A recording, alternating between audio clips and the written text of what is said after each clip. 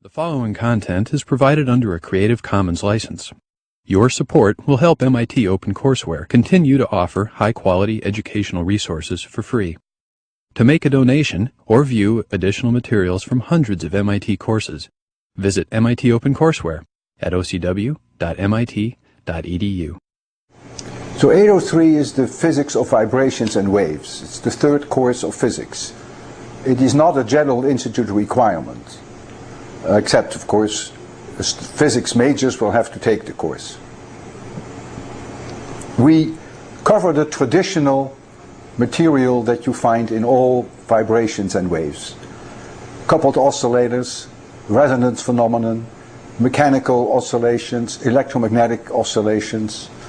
And over and above, I try wherever possible to make students see also through 803 the familiar world around them, at least the world that they have heard about. I spent one whole lecture on musical instruments, which is a resonance phenomenon. I tell them why the sunsets are red and why the skies are blue, which is an immediate consequence of Rayleigh scattering, which is part of 803.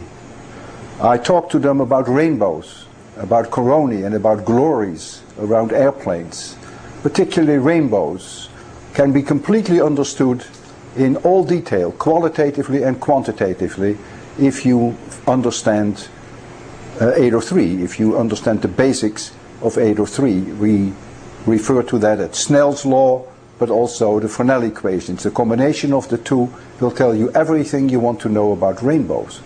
And I always tell the students that looking at rainbows is very different than seeing rainbows. And indeed, I ask them a dozen questions about rainbows. Rainbows that they have seen so many times in their lives. And most of the students cannot even answer one of those questions. And I make them see the beauty of the rainbow, but it's the knowledge that is what I call the hidden beauty that makes it exciting. I also introduce neutron stars and black holes, and I talk about Big Bang cosmology because we cover Doppler shifts. So my goal is, wherever possible, to go the extra mile and make students see things that are often hidden in courses like this. We evaluate the students through traditional exams. The lectures are given in the main lecture hall of MIT, and then the students meet in smaller groups with professors. We call those recitations, which is largely problem solving. Well, I can, on 803, I also had some kind of a contest. I showed them a picture that I took at the Cordova Museum in Lincoln in June of 2004. And it's a weird picture. It's really interesting to look it up on the web. It's also on OCW. You see my shadow, and around my head are some remarkable colors. And the question was, what causes this? And it's not so easy to come up with the right solution. It was also the astronomy picture of the day on, I think it was September 13, September 13, 2004. And I received 3,000 answers from all over the world, but there were only 50 that had the basic idea correct, and only 5 of them had the real physics completely correct. And almost no students at MIT got a substantial amount of extra course credit, but since I promised course credit, depending upon at what level they were able to explain it, about a dozen got a little bit of course credit. But I don't think there was one, maybe one or two complete explanation. And I can't tell you what it is now, because then I would give it away.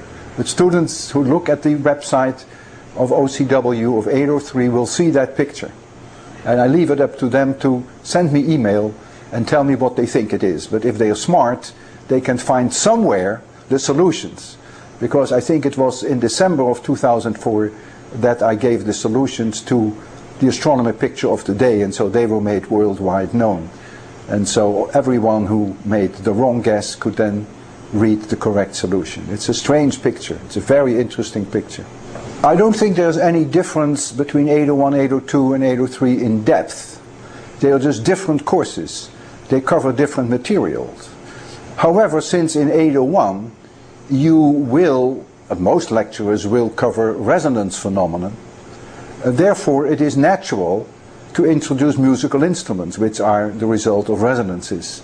Since in 803 resonance phenomena are almost at the heart of the course, so they are enormously, they cover to incredible depth, way more quantitatively than in 801, the musical instruments come up in a natural way again.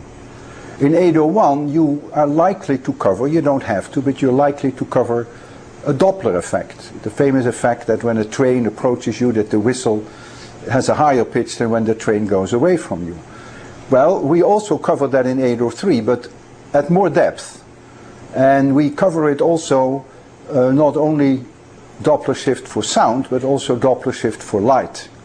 And that's where Big Bang cosmology comes in a very natural way. So there are some overlaps, and it is interesting to select those overlaps, particularly since those are the ones that appeal to the students a lot. When they learn about Big Bang cosmology, then they're sitting on the edge of their seats.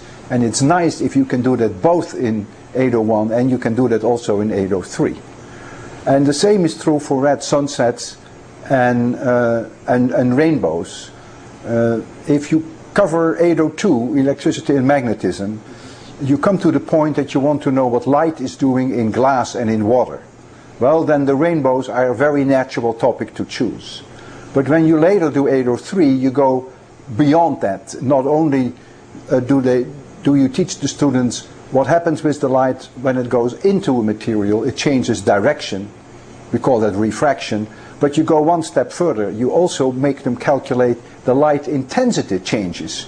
And that's what we call the Fresnel equations. And that they will not see in 802, but they will see it in 803. But yet, you could still, during both lectures, at different level, cover rainbows.